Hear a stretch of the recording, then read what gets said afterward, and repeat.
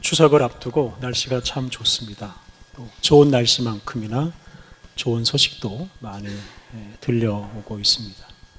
우리 남북의 정상이 2박 3일 동안 평양과 또 백두산에서 만나고 대화하는 모습이 참 좋았습니다. 이번 정상회담에서 인상 깊은 장면들이 참 많았습니다만 저에게 가장 인상 깊은 장면은 김정은이 우리 대통령을 영접하면서 북한의 숙소가 다른 나라에 비해서 좀 초라하고 수준이 낮다 이렇게 말하는 장면이었습니다. 북한은 늘 자신들의 체제가 남한보다 우월하다고 주장했고 고생하는 남한 사람들을 해방시키기 위해서 전쟁을 해야 된다라고 말해왔습니다. 그리고 이 김일성 일가의 우상화에 열을 올려왔습니다. 그런 일에 앞장서던 김정은이 자신과 북한을 낮추어 말하고 남한을 향해서 좀 도와달라 이렇게 말을 하고 있습니다. 북한이 자기들의 그 초라한 모습을 깨닫기 시작했다는 것이 이 남북관계에서 가장 희망적인 일이 아닌가 생각합니다. 사람이 자기의 그 초라함을 깨달으면 거기부터 희망이 생겨납니다. 지난번에 우리 교단 총회에 가서 참관을 하면서 재미있는 일들을 많이 봤는데요. 그 중에 하나는 그 회의에 참여한 그 대표들이 한마디라도 발언을 하려고 애를 쓰는 모습이었습니다. 그 총회 회의장 중간중간에 그 마이크가 세워져 있고 발언하고 싶은 사람들은 이제 그 마이크 앞으로 가서 손을 들어서 사회자에게 발언 기회를 달라라고 요청을 합니다. 그런데 그 대표의 숫자가 1,500명이나 되고 각 주제마다 발언을 하고 싶어하는 사람들이 많다 보니까 발언 기회를 얻기가 쉽지 않습니다. 그런데 아주 어렵게 발언 기회를 얻은 사람이 그 회의 주제하고는 아무 관계가 없는 엉뚱한 소리를 할 때가 많았습니다. 그분은 이제 자신이 총회에 참석했다, 그리고 내가 이 총회에서 한마디 했다 라고 하는 것을 알리기 위해서, 단지 그 목적을 위해서 발언을 하기 때문에 그런 일이 벌어집니다. 또 그런 분들이 한두 분이 아니다 보니까 회의가 아주 길어지고 아주 지루해졌습니다. 그리고 그것 때문에 이번 총회도 주어진 시간 내에 문제를 다 처리하지 못하고 많은 문제를 임원회에다가 다 일임하기로 하고 회의를 마쳤습니다. 자기를 드러내고 자기 주장을 하고 싶어하는 사람들이 많다 보니까 이 회의가 제대로 진행되지를 못한 것입니다. 다른 사람 앞에 나서서 자기를 드러내는 일이 그 자기에게는 자랑스러운 일이 될 수 있을지 모르겠지만 그걸 지켜보는 사람들 입장에서는 그 모습이 참 추해 보일 수가 있습니다. 어떤 공동체 안에 자기를 드러내고 싶어하는 사람이 많으면 많을수록 그 공동체는 행복하지 못하고 갈등과 싸움에 휘말릴 염려가 많아집니다. 반면에 자기를 낮추고 다른 사람을 세워주려고 하는 사람들이 많은 공동체는 더 행복해질 수 있습니다. 한동안 우리 청소년과 청년들의 절반 이상이 연예인이 되겠다고 한 적이 있었습니다. 또 100만 명이 넘는 젊은이들이 가수가 되려고 가수 뽑는 프로그램에 지원을 한 적도 있었습니다. 그만큼 우리 사회에 다른 사람의 주목을 받고 싶어하는 사람들이 참 많습니다. 그런데 그 많은 사람들이 다 연예인이 되고 그 많은 사람들이 다 가수가 된다면 우리나라는 이상한 나라가 될 겁니다. 주목받는 사람들이 너무 많아지면 그 많은 사람들을 우러러보느라고 사람들은 아주 피곤하게 살아가야 할 것입니다. 다른 사람에게 주목받는 일이 당사자에게는 좋은 일이 될 수 있을지 모르지만 다른 사람에게는 아주 피곤한 일이 될 수 있습니다. 우러러봐주고 대접해주고 이런 일 참 힘든 일입니다. 요즘 우리는 매주일 잠언 말씀을 묵상하고 있습니다. 오늘 봉독한 본문은 잠언의 마지막 부분에 있는 말씀입니다. 본래 10절부터 31절까지 다 읽어야 하는데 중간 부분을 생략했습니다. 우리말 성경으로는 느낄 수 없지만 이 10절부터 31절 이 마지막 절까지 말씀은 노래입니다. 운율이 있는 노래입니다. 10절부터 31절까지가 총 22절인데요. 이 22라는 숫자는 히브리어 알파벳 22개에 맞춘 숫자입니다. 그리고 이 각 절의 첫 글자가 이 히브리어 알파벳 순서를 이렇게 그대로 따르고 있습니다. 그래서 아주 이 노래는 정교하게 만들어진 노래입니다. 노래의 제목을 붙이자면 현숙한 여인을 칭송하는 노래입니다. 이 노래에서 이 현숙한 여인이 하는 일과 이 현숙한 여인 덕분에 행복하게 사는 사람들을 소개하고 있습니다. 10절 누가 현숙한 여인을 찾아 얻겠느냐 그의 값은 진주보다 더하니라. 진주보다 훨씬 더 귀한 한 현숙한 여인. 현숙한 여인은 능력 있는 여인으로도 번역할 수가 있는데 이런 여인을 노래합니다. 이 지혜롭고 능력이 있는 한 여인이 한 가정에서 하는 역할을 11절부터 27절까지 쭉 노래합니다. 이 여인이 가정에서 또 가정 바깥에 사는 일이 참 많습니다. 그리고 그 덕분에 그 집안의 남편과 다른 가족들과 그리고 집안의 여러 종들까지도 아주 행복하게 살아갑니다. 그래서 그런 행복하게 사는 사람이 28절 이하 말씀을 보면 그 여인을 칭찬합니다. 특히 남편과 자녀들이 그 여인을 칭찬하는 말이 28절, 29절에 나오는데요. 28절, 29절. 그의 자식들은 일어나 감사하며 그의 남편은 칭찬하기를 덕행 있는 여자가 많으나 그대는 모든 여자보다 뛰어나다 하느니라. 이런 현숙한 여인을 아내로 삼거나 이런 현숙한 여인을 어머니로 모시고 사는 사람은 얼마나 행복하겠습니까? 현숙한 여인, 내 남편과 자녀들은 그 아내 덕분에 또 그 어머니 덕분에 그 인생의 모든 문제를 다 잘 해결하고 살 수 있기에 이 현숙한 여인을 칭찬하고 또 노래하고 있습니다. 사실 우리나라 옛날 어머니들도 뭐 정도의 차이는 있지만 오늘 본문에 나오는 이 현숙한 여인의 역할을 했습니다. 옛날 어머니들에게는 그 자기 인생이라는 게 없었습니다. 남편과 자녀들을 돕고 뒷바라지하고 양육하는 거 이게 당신의 인생의 전부였고 그렇게 당신이 돕고 뒷바라지하고 양육한 남편과 자녀들이 자기 역할을 잘하면 그것으로 만족하면서 살았습니다. 뭐 제 인생에서도 어머니가 없었다면 제가 이 자리에 서 있지 못했을 것입니다. 그런데 오늘 본문에 나오는 이 현숙한 여인은 실제로 사람이 아니라 사실은 지혜를 가리키는 비유입니다. 현숙한 여인이 곧 지혜이고 이 현숙한 여인을 얻는 것은 곧 지혜를 얻는 것입니다. 또 현숙한 여인을 얻는 사람은 그 여인 덕분에 자신의 운명이 바뀌고 큰 복을 누리는 것처럼 지혜를 얻은 사람은 그 지혜 덕분에 자신의 운명이 달라지고 풍요로운 인생을 살 수 있다라고 우리들에게 말하고 있습니다. 이 지혜는 현숙한 여인처럼 자기를 드러내지 않고 자기를 주장하지 않고 자기를 소유한 사람을 복되게 해주고 행복하게 해줍니다. 지혜는 스스로 자기를 드러내는 게 아니라 지혜는 그를 소유한 사람을 통해서 자기를 드러냅니다.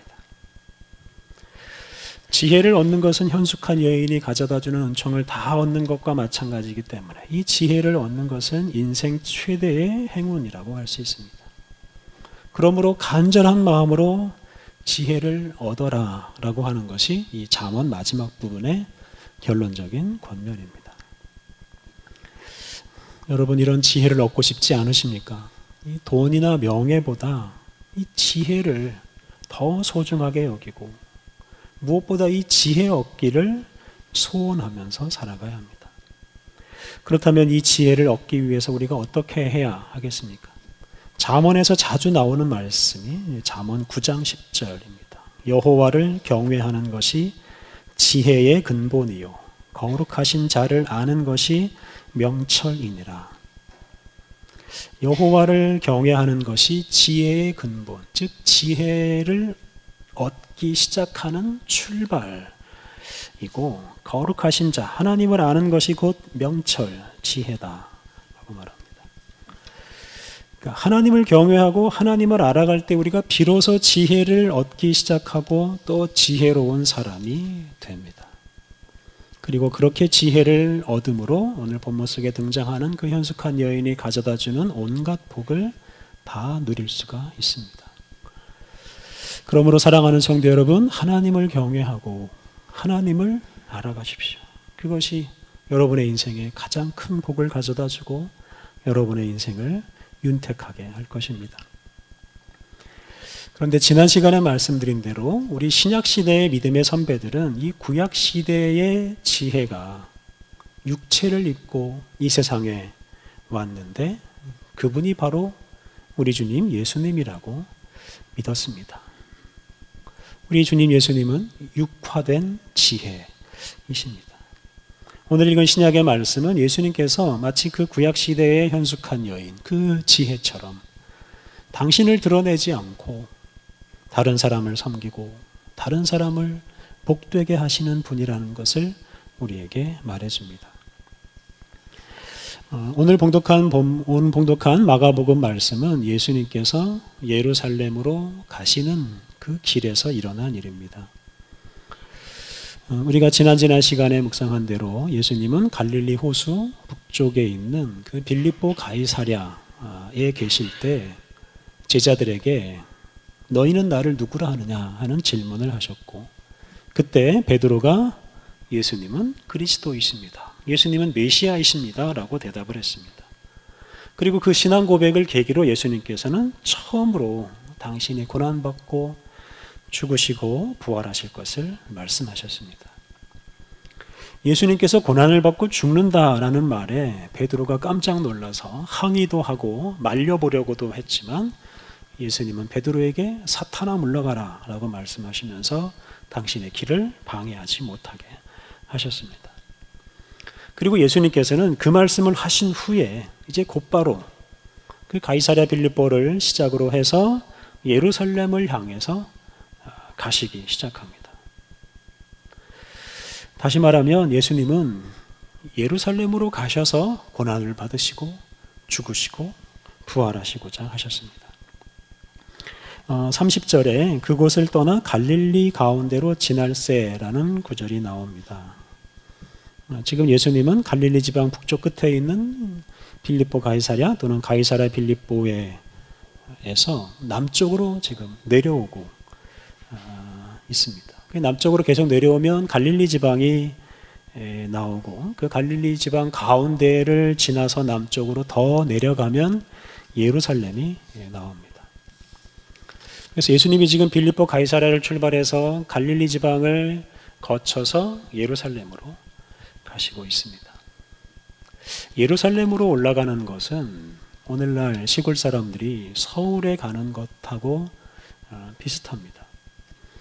저는 고등학교 졸업 후에 고향을 떠나서 서울에 왔는데요. 그때 서울에 올라올 때 고향을 완전히 떠난다라고 생각을 했습니다. 단지 대학에 가서 공부하려고 고향을 떠나는 게 아니라 이 시골 촌구석을 벗어나서 서울에서 멋있게 살아보자, 그런 마음을 가지고 서울에 올라갔습니다. 지금 예수님께서 갈릴리 지역을 떠나서 예루살렘으로 가실 때 제자들의 마음도 그와 비슷했습니다. 제자들은 하루라도 빨리 예수님께서 예루살렘으로 올라가시기를 기다리고 있었습니다.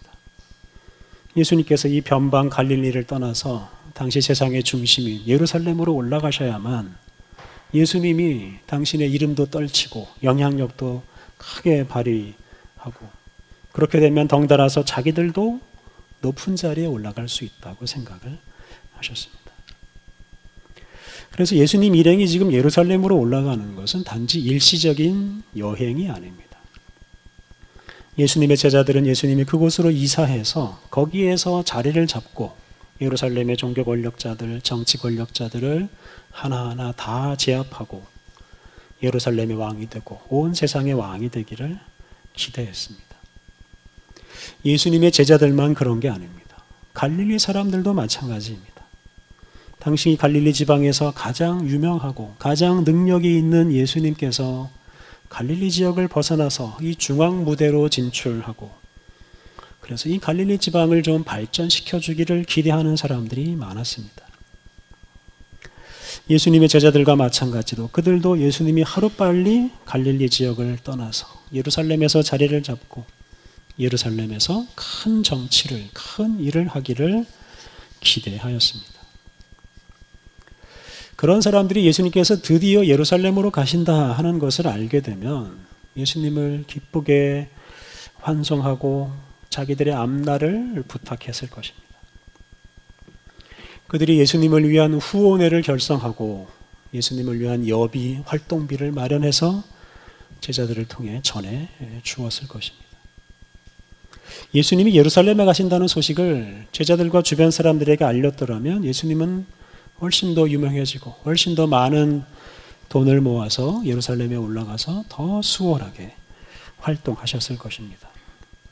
그런데 예수님은 당신이 예루살렘으로 가는 일을 숨기십니다. 그리고 당신 자신을 숨기십니다. 갈릴리 지방을 통과해서 예루살렘으로 가는 일을 아무도 모르게 하십니다. 그 이유는 간단합니다. 예수님은 사람들에게 주목을 받고 싶어 하지 않으셨습니다. 그런데 예수님께서 그 일을 당신의 제자들에게만은 알리셨습니다. 31절, 이는 제자들을 가르치시며 또 인자가 사람들의 손에 넘겨져 죽임을 당하고 죽은 지 3일 만에 살아나리라는 것을 말씀하셨기 때문이더라. 예수님께서 제자들을 가르치시고 제자들에게 당신의 고난과 죽음과 부활에 대해서 말씀하시기 위해서 다른 사람들을 멀리하고 그들에게는 예루살렘으로 간다는 말을 하지 않았다 하는 뜻입니다. 제자들에게 조용히 당신의 계획을 설명하시기 위해서 다른 사람들에게는 일체 알리지 않으셨습니다. 이 31절 말씀 중에서 인자, 즉 예수님이 사람들의 손에 넘겨진다 하는 말이 중요한데요. 이 넘겨지다라는 말은 다른 사람이 그냥 그 사람 마음대로 처분할 수 있도록 자기를 내어주는 행동입니다. 자기의 자유를 잃어버리는 것이고 자기의 자존심, 자기의 명예를 다 내려놓는 행위입니다. 예수님은 그 당시 유대교 지도자들에게 당신을 넘겨주십니다. 그리고 당신을 채찍질하고 심지어 십자가에 못 박도록 당신을 로마 총독에게도 내어줍니다. 예수님은 또한 당신을 죄인들에게 또 죄인들을 위해서 당신을 넘겨주셨습니다. 죄인들을 위한 희생 제물로 당신을 내어주셨습니다. 예수님은 바로 그 일을 위해서 예루살렘으로 올라가시고 있습니다. 예수님이 예루살렘에 올라가서 유명해지고 높은 사람이 되기를 기대하는 제자들은 예수님의 이러한 말을 깨닫지를 못합니다. 32절, 그러나 제자들은 이 말씀을 깨닫지 못하고 묻기도 두려워하더라. 제자들은 깨닫지 못하고 있을 뿐만 아니라 알고 싶어 하지도 않았습니다. 그래서 묻지도 않았습니다. 예수님이 예루살렘에 올라가서 고난을 받고 죽는다는 것 상상조차 하기 싫은 일입니다. 그래서 그 일에 대해서 묻지도 않고 알고 싶어 하지도 않았습니다. 예수님이 아무리 고난과 죽음을 예고해도 사실 이 제자들은 알아듣지 못하고 알아들을 생각조차 하지 않았습니다. 제자들은 엉뚱한 데 관심이 있습니다.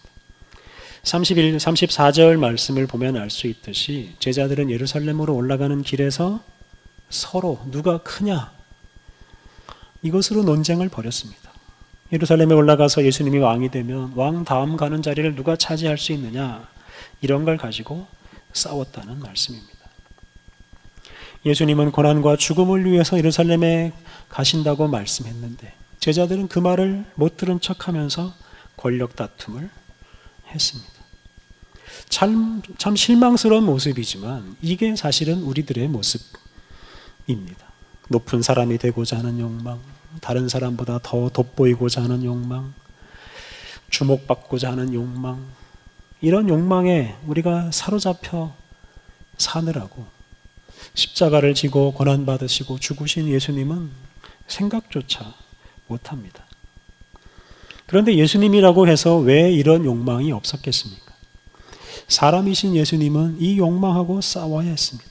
그리고 그러한 욕망을 이겨내셨기 때문에 고난과 죽음의 길을 가실 수가 있었습니다.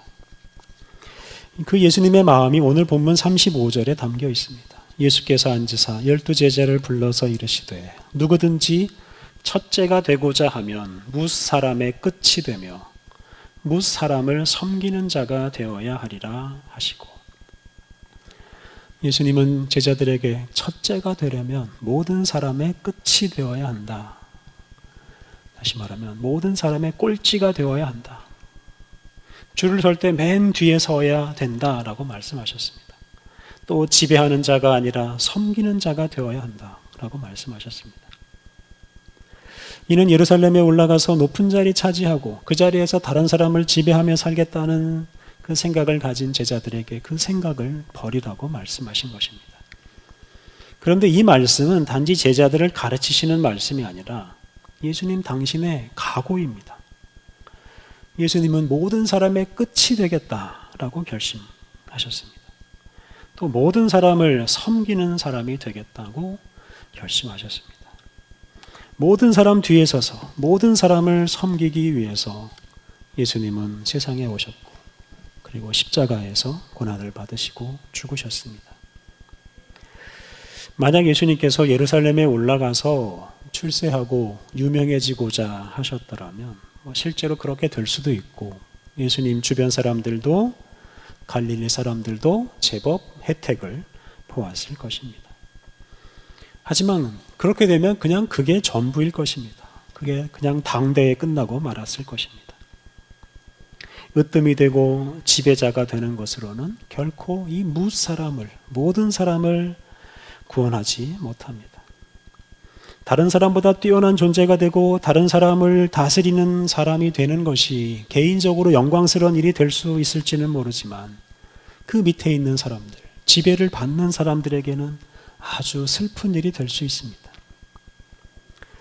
예수님은 모든 사람의 끝이 되었습니다. 모든 사람을 섬기는 사람이 되었습니다. 모든 사람 뒤에서 모든 사람을 후원하고 모든 사람이 행복하게 살아갈 수 있도록 당신을 희생하셨습니다. 예수님은 죄인 중에 죄인 중에 괴수만이 당하는 그 십자가 형을 당하심으로 당신 자신을 모든 사람보다 못한 존재가 되게 하시고 모든 사람의 끝이 되게 하셨습니다. 그리고 또한 죽음에서 부활하심으로 그 모든 사람보다 못한 그런 사람, 그런 죄인에게 희망이 있다 하는 것을 말씀해 주셨습니다. 그리고 우리가 그런 그 예수님 덕분에 죄인 중에 죄인인 우리들이 이렇게 하나님 나라의 소망을 가지고 살아가고 있습니다. 우리가 믿는 예수님은 당신을 드러내시기보다는 숨기시고 첫째가 되기보다는 꼴찌가 되고 지배하기보다는 섬기며 사셨습니다. 예수님은 다른 사람에게 주목받지 않는 인생을 사셨습니다. 그 삶의 결정체가 바로 십자가, 죽음입니다. 예수님은 온갖 조롱과 수치를 당하시면서 십자가에서 죽으셨습니다. 그렇게 다른 사람의 끝이 되시고 꼴찌가 되시고 가장 낮은 곳까지 내려가심으로 모든 사람들의 뒤에 서셨고 모든 사람의 아래에 서셨고 그래서 모든 사람을 세워주고 죄인들을 높여주고 모든 사람들에게 희망을 주셨습니다. 사랑하는 성도 여러분, 이렇게 모든 사람의 끝이 되어주시고 인생의 밑바닥까지 내려가신 이 예수님을 영접하는 것이 우리 인생을 가장 복되게 하는 지혜이고 그 지혜를 영접하는 것입니다. 그리고 가장 지혜로운 인생을 살아가는 길입니다. 우리가 그 지혜이신 예수님 덕분에 온갖 복을 누릴 수가 있고 또한 그 지혜이신 예수님의 말씀을 따라 살아감으로써 우리들이 이 세상에 희망을 줄 수 있습니다. 주목받지 않은 인생을 살아가신 그 예수님을 우리가 영접하고 또 예수님처럼 우리가 주목받지 않는 인생을 살아감으로써 예수님의 이 복음을 전하며 살아가야 하겠습니다. 우리 함께 기도하시겠습니다.